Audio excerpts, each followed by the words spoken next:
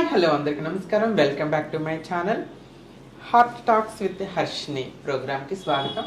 ఈరోజు మన ముందున్న గెస్ట్ ఎవరో కదండి, నాకు బాగా కావాల్సిన ఆత్మీయురాలు. మాటల్లో పోను మీకే తెలుస్తుంది ఎవరిని ఇంటర్వ్యూ చేస్తున్నాను. ఆల్రెడీ మా ఇద్దరికి సంబంధించిన పోస్టులు కానీ ఫొటోస్ కానీ ఆల్రెడీ మీరు సోషల్ మీడియాలో చాలా చూసే ఉంటారు. తను ఎవరో కాదండి, ట్రాన్స్జెండర్ అండ్ మానవ హక్కుల కోసం ఎప్పుడూ పోరాడుతూ ఉంటారు. తను RTI activist, at the same time transgender welfare board మెంబర్గా కూడా ఉన్నారు తెలంగాణలో. రీసెంట్గా సుప్రీంకోర్టు అనౌన్స్ చేసినటువంటి ట్రాన్స్జెండర్ వ్యక్తుల హక్కుల కోసం సుప్రీంకోర్టు నియమించిన కమిటీలో మెంబర్గా కూడా ఉన్నారు. తనతో మాట్లాడి అసలు ఎల్జిబిటీపై క్వేర్ పర్సన్స్ సమస్యలు ఎలా ఉంటాయి, వాటిపై ఆర్టీఐ అంటే ఏంటి, ఆర్టీఐ ఎలా వేసుకోవాలి, అసలు తన లైఫ్ జర్నీ ఎలా స్టార్ట్ అయింది, ఒక యాక్టివిస్ట్గా తన కెరీర్ని ఎలా రన్ చేస్తున్నారు అనేది తనతో మాట్లాడి మరిన్ని విషయాలు తెలుసుకుందాం. Hi mummy. హలో, బాగున్నారా? మీరు ఎలా ఉన్నారు? బాగున్నాను mummy. Thank you so much mummy. First of all, మీరు ఇంత బిజీలో కూడా మీరు ఈ మధ్య ఎక్కువ కాలం చెన్నైలో ఉంటున్నారు.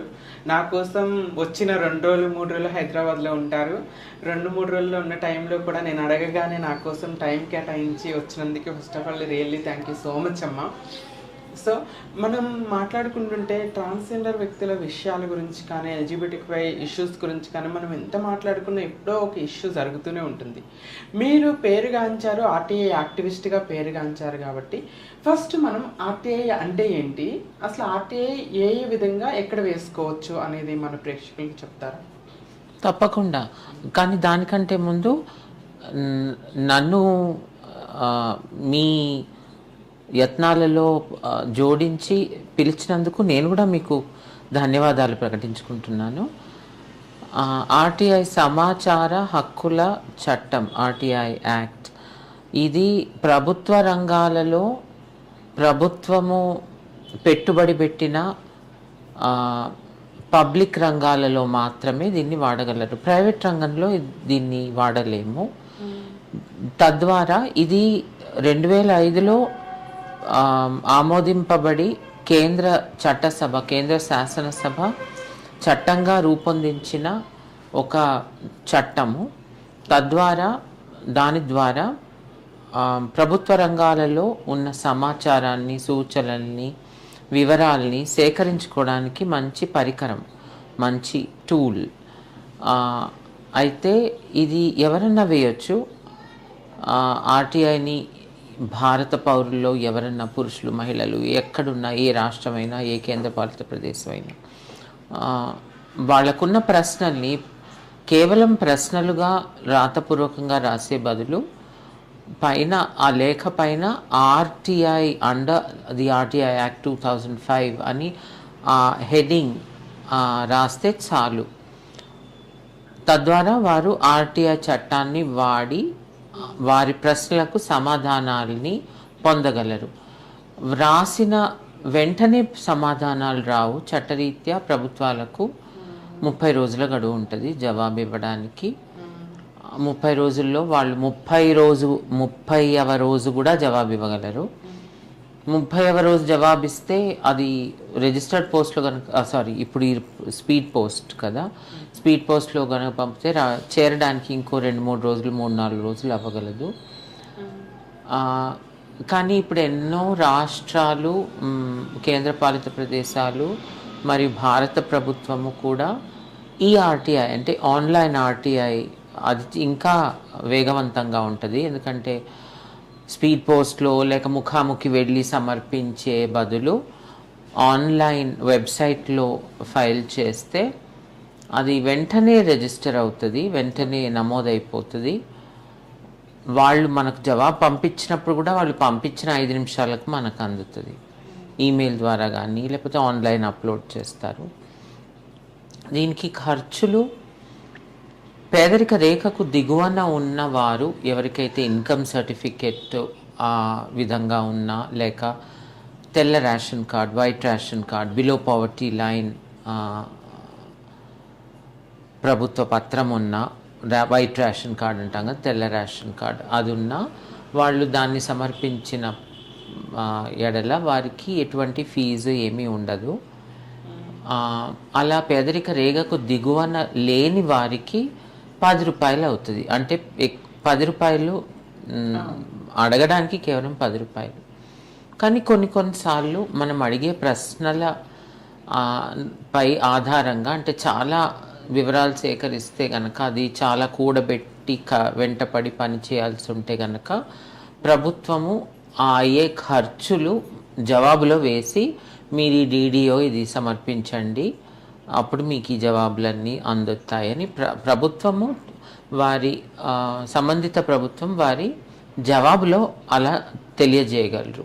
అంటే అన్నీ ప్రతిసారి ఇలా కాదు, కొన్నిసార్లు అవుతుంది. అంటే మనం అడిగేది ఏదో చాలా ఎన్నో వందల వేల పేజీల పని అయితే అప్పుడు అలా ఇంత ఖర్చు అవుతుంది అంతా అని ఎస్టిమేట్ వస్తుంది. కొన్నిసార్లు జవాబులు రావు, ప్రభుత్వాలు జవాబులు ఇవ్వడం ఇష్టపడరు. ఒక స్టాండర్డ్ రెస్పాన్స్, ఈ విభాగంలో ఈ వివరాలు లేవు అన్నో జవాబు వస్తుంది. అప్పుడు అలా వివరాలు అందకపోతే 30 రోజుల్లో 35 రోజుల్లో వివరాలు అందకపోతే ఫస్ట్ అపీల్, అంటే పై అధికారులకు అపీల్ చేయొచ్చు. ఫస్ట్ అపీల్ అంటారు దాన్ని. RTI వేసినప్పుడు to the public information officer under హెడ్డింగ్లో అండర్ RTI యాక్ట్ 2005 ఉద్దేశించవలసిన అధికారి హోదా to the public information officer PIO అని రాసి మన ప్రశ్నలను అడిగి, అది ఒక DD ద్వారా కానీ లేక IPO అంటారు, ఇండియన్ పోస్టల్ ఆర్డర్ ద్వారా కానీ, IPO Indian postal order any post ఆఫీస్లో, పెద్ద పోస్ట్ ఆఫీస్లో దొరుకుతుంది. DD అయితే బ్యాంక్ నుంచి తీసుకోవాలి. ఆన్లైన్ చేస్తే ఇవన్నీ తలనొప్పి ఉండదు. గూగుల్ పే, ఫోన్పేలో ఇంకా చాలా సులువు, ఇలా స్కాన్ చేసి వేసేయచ్చు. సో ఇవి ప్రక్రియలు. ఓకే. రీసెంట్గా మమ్మీ నేను విన్న న్యూస్, మన కమ్యూనిటీ గర్వించదగ్గ విషయం. At the same time I feel proud because మా మదరు ఆ స్టేజ్కి వెళ్ళటం అనేది చాలా హ్యాపీగా గర్వించదగ్గ విషయం. ట్రాన్స్జెండర్ వ్యక్తుల సంక్షేమం కోసం సుప్రీంకోర్టు నివేదించిన కమిటీలో మీరు మెంబర్గా నియమించబడటం చాలా హ్యాపీ మూమెంట్. దాని గురించి మీరేమన్నా షేర్ చేయగలరా? తప్పకుండా. అందులో నేను ఆ తీర్పు సాధించడంలో నా పాత్ర ఏం లేదు. అది మా స్నేహితురాలు జైన్ కౌశిక్ అని ఒక ఆవిడ ట్రాన్స్ మహిళ, పోస్ట్ గ్రాడ్యుయేట్. తను పోస్ట్ గ్రాడ్యుయేషన్ చేసి MEd కూడా చేశారు, B.Ed M.Ed చేశారు. ఆవిడ 2020లో కోవిడ్ వచ్చిన సమయంలో ఆవిడకి ఆన్లైన్ ఇంటర్వ్యూ అయ్యి, అప్పుడంతా కోవిడ్ మొదటి విడత రెండో విడత ఆ సమయంలో స్కూల్లో ఏవి ముఖాముఖి వెళ్ళి క్లాసెస్ ఎప్పుడు అవ్వలేదు, అంతా ఆన్లైన్ అయింది. సో ఆ సమయంలో తనకు ఒక ఉద్యోగం వచ్చి అదంతా ఇంటర్వ్యూ కూడా ఆన్లైన్ అయింది, ఆ క్లాసులు కూడా ఆన్లైన్ అయ్యాయి. ఆవిడకి ఉద్యోగము ఆన్లైనే వచ్చింది, ఉద్యోగం చేసింది కూడా ఆన్లైనే చేసింది, క్లాసులన్నీ ఆన్లైన్ అయ్యాయి. అలా కొన్ని రోజులు 2 ఏళ్ళు చేశారు. కానీ సడలింపులు అయ్యాయి కదా, అంటే లాక్డౌన్ సడలింపులు అయ్యి తర్వాత ముఖాముఖి క్లాసెస్ అయినప్పుడు వాళ్ళు ఆవిడని చాలా ఇదేమిటి మీరు ఇలా ఉన్నారు అనడము. అంటే అప్పుడే మొదటిసారి ముఖాముఖి చూశారు ఆవిడని.